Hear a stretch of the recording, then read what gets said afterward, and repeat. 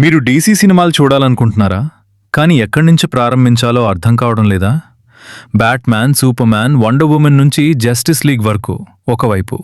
ఇప్పుడు James gun ప్రారంభిస్తున్న కొత్త DC universe మరో కొత్త అధ్యాయంగా మారబోతోంది. కానీ డీసీ సినిమా చరిత్ర ఇక్కడి నుంచే ప్రారంభం కాలేదు. పాత సూపర్‌మ్యాన్ సినిమాలు, బ్యాట్‌మ్యాన్ సినిమాలు, Christopher Nolan Batman trilogy, DCU, ఇప్పుడు కొత్త డీసీయూ వరకు. డీసీ సినిమాల ప్రయాణం చాలా పెద్దది. ఈ వీడియోలో పాత సినిమాల నుంచి ప్రస్తుతం వస్తున్న కొత్త డీసీ యూనివర్స్ సినిమాల వరకు ముఖ్యమైన సినిమాలను ఒక సింపుల్ ఆర్డర్లో చూద్దాం. మొదట మనం పాత డీసీ సినిమాల దగ్గర నుంచి ప్రారంభిద్దాం. 1978లో వచ్చిన Superman the movie DC cinema చరిత్రలో ఒక ముఖ్యమైన మైలురాయిగా నిలిచింది. క్రిస్టోఫర్ రీవ్ సూపర్‌మ్యాన్గా నటించిన ఈ సినిమా సూపర్‌మ్యాన్ను పెద్ద తెరపై ఒక గొప్ప సూపర్ హీరోగా నిలబెట్టడంలో కీలక పాత్ర పోషించింది. ఆ తరువాత సూపర్‌మ్యాన్ ఫ్రాంచైజ్లో మరికొన్ని సీక్వెల్స్ కూడా వచ్చాయి. ఇక 1989లో బ్యాట్‌మ్యాన్ సినిమా విడుదలైంది. ఇందులో మైకేల్ కీటన్ బ్యాట్‌మ్యాన్గా నటించాడు. ఈ సినిమా విజయం బ్యాట్‌మ్యాన్ సినిమా ఫ్రాంచైజ్కి మరింత పెద్ద గుర్తింపును తీసుకొచ్చింది. ఆ తర్వాత బ్యాట్‌మ్యాన్ రిటర్న్ సినిమా వచ్చింది. దాని తర్వాత బ్యాట్‌మ్యాన్ ఫ్రాంచైజ్లో విభిన్నమైన కథాశైలి, టోన్తో మరికొన్ని సినిమాలు కూడా వచ్చాయి. ఇప్పుడు మనం డీసీ చరిత్రలో అత్యంత ప్రసిద్ధమైన కాలాల్లో ఒకటైన క్రిస్టోఫర్ నోలన్ బ్యాట్‌మ్యాన్ యుగంలోకి వెళ్దాం. 2005లో బ్యాట్‌మ్యాన్ బిగిన్స్ సినిమా విడుదలైంది. క్రిస్టియన్ బేల్ బ్యాట్‌మ్యాన్గా నటించగా క్రిస్టోఫర్ నోలన్ దర్శకత్వంలో ఈ ట్రయాలజీ ప్రారంభమైంది. బ్రూస్ వెయిన్ ఎలా బ్యాట్‌మ్యాన్గా మారాడు, అతని ప్రయాణం ఎలా మొదలైంది అనే విషయాలను ఈ సినిమాలో చూపించారు. ఆ తర్వాత 2008లో ది డార్క్ నైట్ విడుదలైంది. ఈ సినిమా బ్యాట్‌మ్యాన్ ఫ్రాంచైజ్ని మరో స్థాయికి తీసుకెళ్లింది. ముఖ్యంగా హీత్ లెడ్జర్ పోషించిన జోకర్ పాత్ర సినిమాకు చాలా ప్రత్యేకమైన గుర్తింపును తీసుకొచ్చింది. ఇక 2012లో ది డార్క్ నైట్ రైజెస్ విడుదల కావడంతో క్రిస్టోఫర్ నోలన్ బ్యాట్‌మ్యాన్ ట్రయాలజీ పూర్తయింది. అయితే ఇక్కడ ఒక ముఖ్యమైన విషయం గుర్తుంచుకోవాలి. ఈ బ్యాట్‌మ్యాన్ ట్రయాలజీ తర్వాత వచ్చిన డీసీఈయూ కథకు నేరుగా కొనసాగింపు కాదు. అంటే నోలన్ రూపొందించిన బ్యాట్‌మ్యాన్ ప్రపంచం ఒక ప్రత్యేకమైన కథగా ఉంటుంది. ఇప్పుడు మనం ఆధునిక డీసీ షేర్డ్ యూనివర్స్ దగ్గరకు వద్దాం. 2013లో మ్యాన్ ఆఫ్ స్టీల్ సినిమా విడుదలైంది. ఇందులో హెన్రీ క్యావిల్ సూపర్‌మ్యాన్గా పరిచయమయ్యాడు. ఈ సినిమాతో డీసీ ఒక కొత్త సినిమాటిక్ యూనివర్స్ను నిర్మించడానికి పునాది వేసింది. ఆ తర్వాత 2016లో Batman v Superman Dawn of Justice సినిమా వచ్చింది. పేరు చెప్పినట్టుగానే బ్యాట్‌మ్యాన్ వర్సెస్ సూపర్‌మ్యాన్. అయితే ఈ సినిమాలో వీరిద్దరి పోరాటంతో పాటు మరికొన్ని ముఖ్యమైన పాత్రలను కూడా పరిచయం చేశారు. అందులో ముఖ్యంగా వండర్ వుమన్ కూడా కీలక పాత్రతో ఎంట్రీ ఇచ్చింది. ఇక అదే 2016లో సూసైడ్ స్క్వాడ్ సినిమా కూడా విడుదలైంది. వివిధ డీసీ విలన్లు, యాంటీ హీరోలను ఒకే టీమ్గా చూపించిన సినిమా ఇది. 2017లో వండర్ వుమన్ సినిమా విడుదలైంది. ఇందులో గాల్ గాడట్ వండర్ వుమన్ పాత్రలో నటించి ప్రపంచవ్యాప్తంగా ఎంతో ప్రజాదరణ పొందింది. ఆ తర్వాత జస్టిస్ లీగ్ సినిమా వచ్చింది.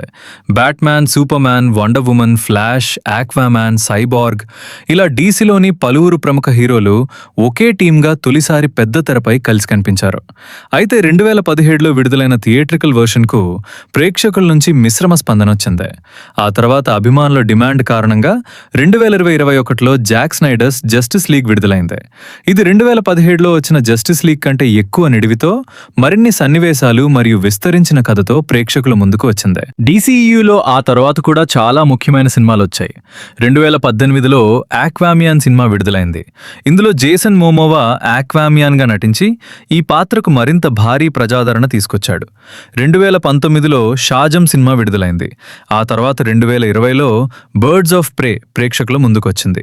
2021లో ద సూసైడ్ స్క్వాడ్ విడుదలైంది. ఇక 2022లో బ్లాక్ యాడమ్ సినిమా వచ్చింది.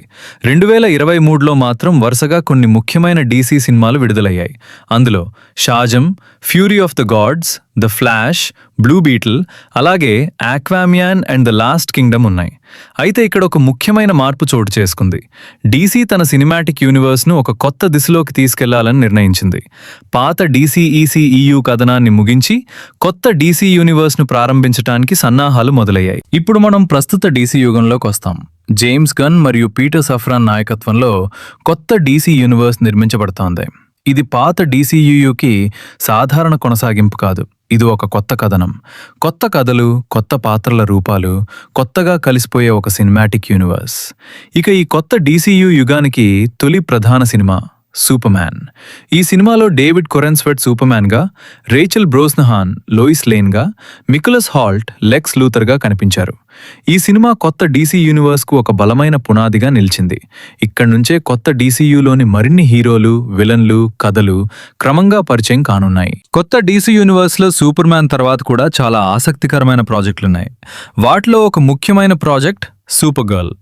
ఈ సినిమాలో సూపర్ గర్ల్ పాత్రను ప్రధానంగా చూపించబోతున్నారు. మరో ఆసక్తికరమైన ప్రాజెక్ట్ క్లేఫేస్. క్లేఫేస్ సాధారణంగా బ్యాట్మ్యాన్కు సంబంధించిన పాత్రగా మనకు తెలుసు. కానీ కొత్త డీసీయూలో అతని కథను ఒక ప్రత్యేక సినిమాగా చూపించబోతున్నారు. ఇక భవిష్యత్తులో ది బ్యాట్మ్యాన్ పార్ట్ 2 కూడా రాబోతోంది. అయితే ఇక్కడ ఒక ముఖ్యమైన విషయం గుర్తుంచుకోవాలి. ది బ్యాట్మ్యాన్ ప్రపంచం మరియు కొత్త డీసీయూ ఒకే యూనివర్స్ అని మనం అనుకోకూడదు.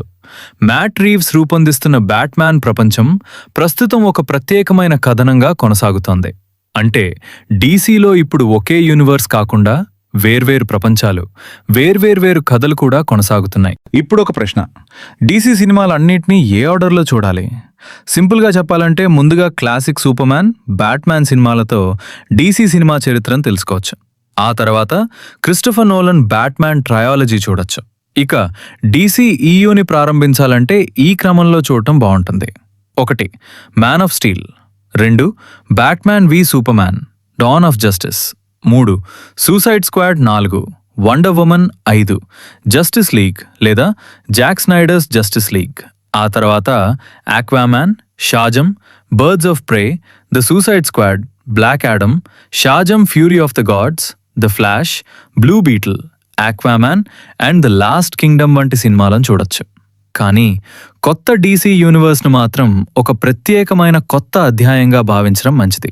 ఎందుకంటే ఇది పాత డీసీ ఈయూ కథకు సాధారణ కొనసాగింపు కాదు. ఇది కొత్త కథలు, కొత్త పాత్రలతో ప్రారంభమవుతున్న కొత్త డీసీ యూనివర్స్.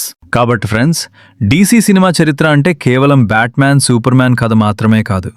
1978లో వచ్చిన సూపర్మ్యాన్ నుంచి 1989లో వచ్చిన బ్యాట్మ్యాన్ వరకు, ఆ తర్వాత Christopher Nolan Batman trilogy, Man of Steel, Batman v Superman, Justice League DCEU, ఇక ఇప్పుడు కొత్త డీసీ యూనివర్స్.